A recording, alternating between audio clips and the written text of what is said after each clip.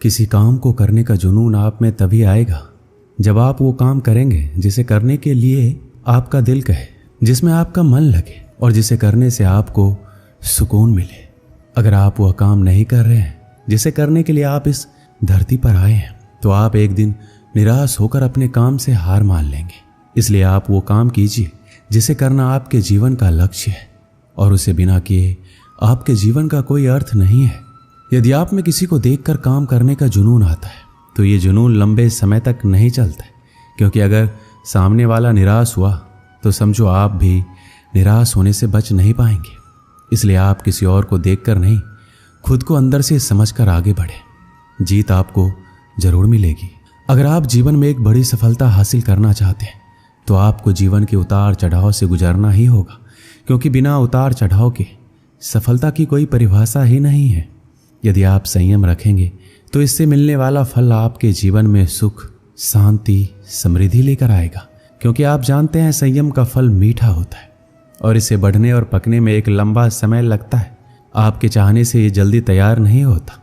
जब आप संघर्ष का रास्ता चुनते हैं तो आपको उस रास्ते चलकर बहुत दर्द सहना पड़ता है, लेकिन यही दर्द आगे चलकर आपकी ताकत बनकर सामने आता है और आपको जीत दिलाता है। श्री कृष्ण कहते हैं, अगर आप इस धरती पर जन्म ले लिए हैं तो फिर जोखिम लेने से क्यों घबरा रहे हैं? आगे बढ़ने को ठान लीजिए। सारी तकलीफें और दर्द आपका मार्गदर्शन करना शुरू कर देंगे, क्योंकि जो कुछ करने को ठान लेता है वो आज नहीं तो कल अपना नाम बना लेता है। यदि आप खुद की कमियों को दूर नहीं कर पा रहे हैं, तो आप ये मान लीजिए कि आप जितनी तेजी से आगे बढ़ने का प्रयास करेंगे, उतनी ही तेजी से आप नीचे भी गिरेंगे। इसलिए जीवन में आगे बढ़ने से पहले अपनी कमियों पर विजय हासिल कीजिए, क्योंकि कमियों को हराना भी एक सफलता है। यदि आप जीवन के अंधेरे से बाहर निकलना चाहते हैं, तो आपको अपने दिमाग में अच्छे विचारों का दीप जलाना होगा, क्योंकि यही वह एक तरीका है जिसे अपनाकर आप अपने जीवन के अंधकार को दूर कर सकते हैं। अगर आप चाहते हैं कि आप जीवन में कभी निराश ना हो, तो आप अपनी कमजोरी किसी को ना बताइए, क्योंकि लोग उस कमजोर दीवार की ईंटें ले जाकर अपने घर बनाएंगे। मतलब कि लोग आपकी कमजोरी का फायदा उठाएंगे। इसलिए आप अपनी कमजोरी को भूलकर साहस के साथ आगे बढ़िए, मंजिल जरूर मिलेगी। अगर आप अपने दिल और दिमाग को मैला करना चाहते हैं, तो आप अपने दिल और दिमाग की बुरी यादें और बुरे विचारों से भर लीजिए। लेकिन हाँ, मैं आपसे ये कहना चाहूँगा कि बुरी यादें और बुरे विचारों को दिल और दिमाग में बिठाना आसान है, लेकिन इन्हें दोबारा बाहर फेंकना आसान नहीं होता। इसलिए आप सोच समझकर निर्णय लीजिए, ताकि आपका भविष्य सुरक्षित रहे। यदि आप सोचते हैं कि आप मेहनत बहुत करते हैं पर आप कहीं पहुंच नहीं पा रहे, तो आप सिर्फ एक गलती कर रहे हैं। आप मेहनत बहुत करते हैं पर अपने मन में हार जाने का डर बिठा रखे, और ये डर आपको जकड़ रखा है। मेरी मानिए तो मेहनत आप कर रहे हैं, उसे पूरी लगन और ईमानदारी से करते रहिए। आप अपने आप पर विश्वास रखिए और हार के बारे में ना सोचकर सिर्फ जीतने के बारे में सोचिए। जिंदगी में आने वाली समस्याओं को हार कर पीछे हटना आपके लिए बहुत आसान है, पर शायद आप ये नहीं जानते कि आप जिन समस्याओं से हार कर पीछे हट रहे हैं, वो समस्याएं नहीं, ऊपर वाले का परीक्षा है। अगर आप इस परीक्षा में पास हो जाते हैं, तो आपका जीवन सुख, शांति और समृद्धि से भर जाएगा। कुछ लोग सपने देखकर सो जाते हैं, कुछ लोग जागते हुए देखते हैं। जो सोकर सपना देखा उसे आज तक कुछ नहीं मिला, पर जो जागते हुए सपना देखा और अपने सपने को सच करने में पूरी रात लगा दी, किस्मत ने उसकी पूरी जिंदगी बदल दी। खुद पर भरोसा रख। जो आदमी पूरी लगन और मेहनत से काम किया, वही देर सवेर इस दुनिया में अपना नाम किया। अगर आप भी नाम कमाना चाहते हैं, तो आप भी आज से दौड़ लगाना शुरू कर दीजिए। मतलब खुद पर भरोसा रखना है, पूरी लगन और मेहनत के साथ अपने काम को अंजाम दीजिए। किसी महान लक्ष्य को हासिल करने के लिए संघर्ष के रास्ते पर आपको अकेले चलना पड़ता है। जब आप लक्ष्य हासिल कर लेते हैं, तो लोग आपका अनुसरण करना शुरू कर देते हैं, लोग आपके पीछे चलना शुरू कर देते हैं। किस्मत का दूसरा नाम लगन है। किसी महान लक्ष्य को हासिल करने के लिए संघर्ष के रास्ते पर आपको अकेले चलना पड़ता है, और जब आप लक्ष्य हासिल कर लेते हैं, तो लोग आपका अनुसरण करना शुरू कर देते हैं, लोग आपके पीछे चलना शुरू कर देते हैं। किस्मत का दूसरा नाम लगन है। अगर आप अपने काम को पूरी लगन और मेहनत से करते हैं, तो आपको कामयाब होने से कोई नहीं रोक सकता। यदि आप में मेहनत करने का लगन नहीं है, तो आपको कदम कदम पर रुकावट नजर आएगी। अगर आपको कोई छोड़ दिया है, तो आप इस गम में अपना दिन और रात मत गुजारिए। गम को भूलकर आगे बढ़िए और खुद को इतना बड़ा बनाइए कि आपको छोड़ने वाला आपकी एक झलक पाने के लिए तरस जाए। अगर आप बिना कोई प्रयास किए ये सोचते हैं कि आपका वक्त आज नहीं तो कल बदल जाएगा, तो आप ये लिख लीजिए कि आप मरने के आखिरी पड़ाव पर आएंगे, फिर भी आपका समय नहीं बदलेगा। समय सिर्फ उनका बदलता है जो सिर्फ मेहनत करने पर विश्वास रखते हैं। ईश्वर ने आपको अंदर से लेकर बाहर तक कुछ इस तरह से बनाया है कि अगर आप खुद का सही तरीके से इस्तेमाल करना शुरू कर दें तो आप वह बन सकते हैं जो आप बनना चाहते हैं, और वो हासिल कर सकते हैं जो आप करना चाहते हैं। जब आप जिम्मेदारियों के बोझ को अपना कर्तव्य समझकर खुशी खुशी उठाते हैं और जिम्मेदारियां आपको कुशल और ताकतवर बनाती है, और अगर इन्हें आप मजबूरी में नाखुश होकर उठाते हैं तो आप इन जिम्मेदारियों के बोझ में दबकर खत्म हो जाते हैं। श्री कृष्ण कहते हैं, आपका मन जितना तेज दौड़ेगा आपके सफल होने की गति उतनी ही धीमी हो जाएगी। इसलिए आप अपने मन को नियंत्रित कीजिए और अपने दिमाग को दौड़ाइए। यदि आप जिंदगी में अकेले रह गए हैं तो इस बात का अफसोस मत कीजिए कि आप अकेले हैं, बल्कि इस बात पर खुशी मनाइए कि अब आपका बुरा वक्त आपके काम को मिलेगा। बल्कि इस बात का खुशी मनाइए कि अब आपका पूरा वक्त आपके काम को मिलेगा। और याद रखिएगा कि काम से बड़ा कोई अपना नहीं है, काम से बड़ा कोई दोस्त नहीं है। हार को हार की तरह मत देखिए, इसे एक और सीखने के मौके की तरह देखिए, क्योंकि हर हार में सीखने की अपार संभावना होती है। और जब आपको कई बार हार के बाद सफलता मिलती है तो पहली बार में ही मिलने वाली सफलता से कई गुना ज़्यादा शानदार होती है। अगर आप सोचते हैं आपको सफलता आसानी से मिल जाएगी तो आप गलत हैं, क्योंकि सफलता स्मार्ट तरीके से की गई मेहनत और धैर्य रखने से मिलती है।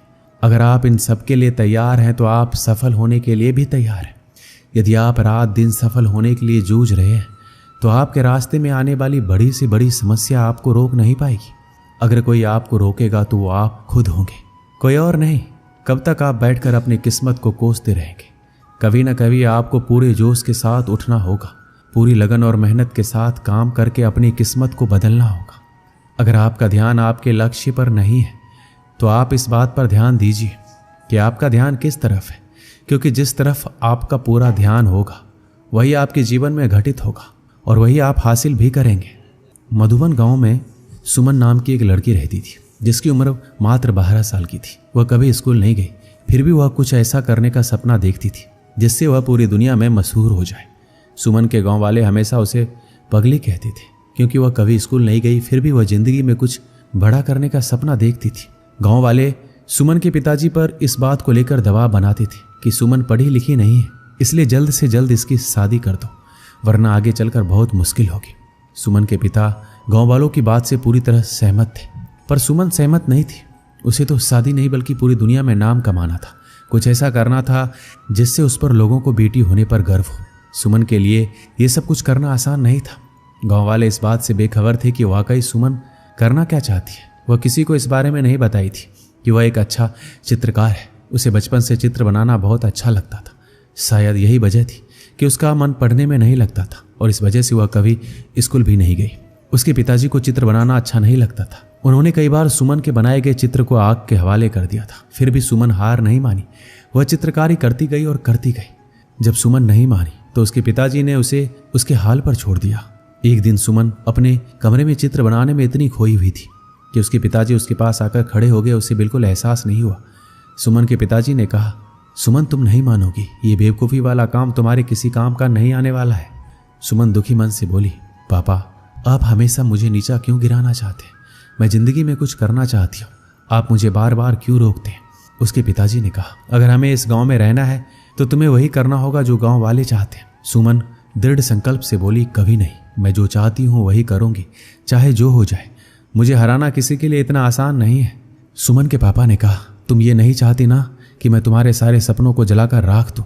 सुमन ने कहा, पापा इंसान में इतनी ताकत कहाँ कि भगवान के दिए हुए हुनर को जलाकर राख कर दे। आपने मेरे बनाए गए चित्रों को जलाया है, मेरे हुनर को नहीं।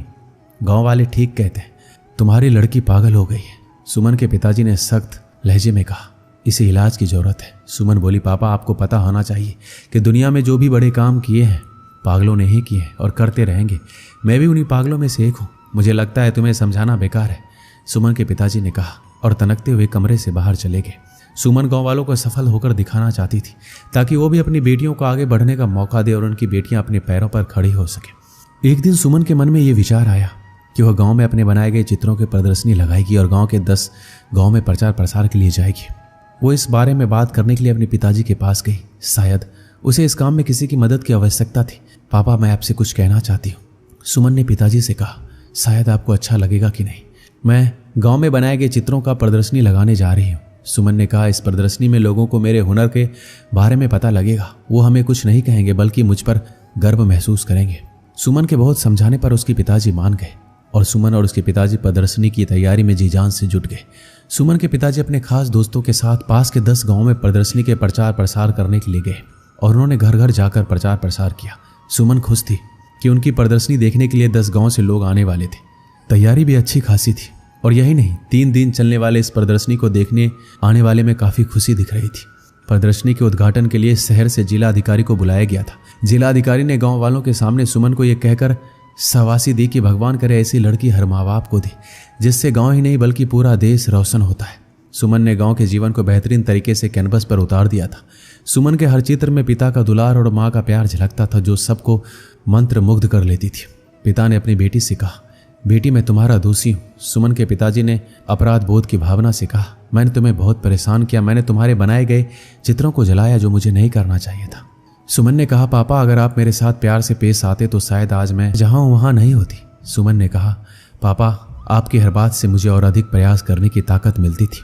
सुमन पिताजी का साथ पाकर बहुत खुश थी और वह अपनी कला को और ज़्यादा निखारने का प्रयास करती रही और साथ ही दूर दराज के गांव में प्रदर्शनी भी लगाती रही। एक दिन भगवान ने सुमन के साथ जो किया हुआ किसी के साथ ना करे। एक हादसे ने सुमन का सब कुछ बर्बाद कर दिया।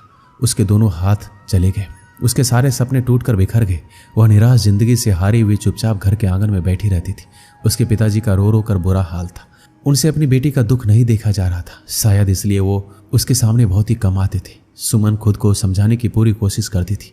उसकी कहानी इतनी आसान तरीके से खत्म नहीं होने वाली थी।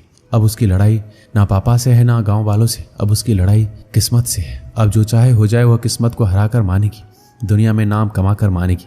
सुमन एक बार फिर से शुरुआत करती है। इस बार हाथ से नहीं बल्कि पैर से चित्र बनाने की कोशिश कर रही थी, जिसे देखकर उसके पिता का दिल पसीज गया। सुमन के पिताजी ने कहा, बिटिया ये क्या कर रही हो, अब तो मान जाओ। सुमन बोली, पापा मैं कभी हार नहीं मान सकती। उसके पिताजी ने कहा, क्या तुम्हें लगता है तुम इस तरह से अपने सपने को पूरा कर लोगे? सुमन ने कहा, पापा अगर इरादे पक्के हो तो कोई भी काम इस दुनिया में मुश्किल नहीं है। मेरे से ज़्यादा लोग हादसा झेलते हैं फिर भी कामयाब होते हैं। सुमन के पिताजी ने कहा, बेटी प्रयास करो, मैं हमेशा तुम्हारे साथ हूँ। तुम्हारे प्रयास से तुम्हारी बदकिस्मत भी हार जाएगी। और इस तरह कई सालों के मेहनत के बाद एक बार फिर सुमन की जिंदगी वापस लौट आई। उसके टूटे हुए सपने एक एक करके झुरने लगे और वह गांव से लेकर शहर तक अपनी चित्रकारी के लिए मशहूर होने लगी थी। जो गांव वाले सुमन के तरक्की से जलते थे, हादसे के बाद से उसके लिए दुआ करने लग गए। भगवान भी उसके प्रयास के सामने हार गए। वो सुमन को वह देने के लिए मजबूर हो गए जिसकी वह हकदार थी। एक दिन सुमन ने खुद से कहा, लोग मेरे खिलाफ थे, यहाँ तक कि मेरे पिताजी भी नहीं चाहते थे कि मैं अपना नाम बनाऊं। मेरी पहली प्रदर्शनी ने मेरे पिताजी की आंखें खोल दी। उनकी बिटिया भी कुछ कर सकती है। बहरहाल एक हादसे ने मेरा सब कुछ बर्बाद कर दिया। मेरे दोनों हाथ चले गए, मैं टूट चुकी थी। मुझे नहीं लगा था कि मैं अब कुछ कर पाऊंगी, पर मुझ में कहीं ना कहीं वह चिंगारी थी जो मुझे एक बार फिर आगे बढ़ने का मौका दिया। मैंने नए सिरे से शुरुआत की और देखते देखते सब कुछ मेरे लिए एक बार फिर आसान हो गया और मैं पूरी दुनिया में नाम बनाने के लिए आगे बढ़ी। हादसे में आदमी मरता है पर उसके जज्बात जिंदा रहते हैं और एक प्रयास से सब कुछ बर्बाद होने से बच जाता है। आदमी तब तक खत्म नहीं होता जब तक उसके हौसलों में जान होती है। यही वो हौसले होते हैं जिससे सपनों को पहचान मिलती है। दोस्तों इस वीडियो में बस इतना ही। मिलते हैं अगली वीडियो में। अपना ख्याल रखिएगा। जय श्री कृष्ण।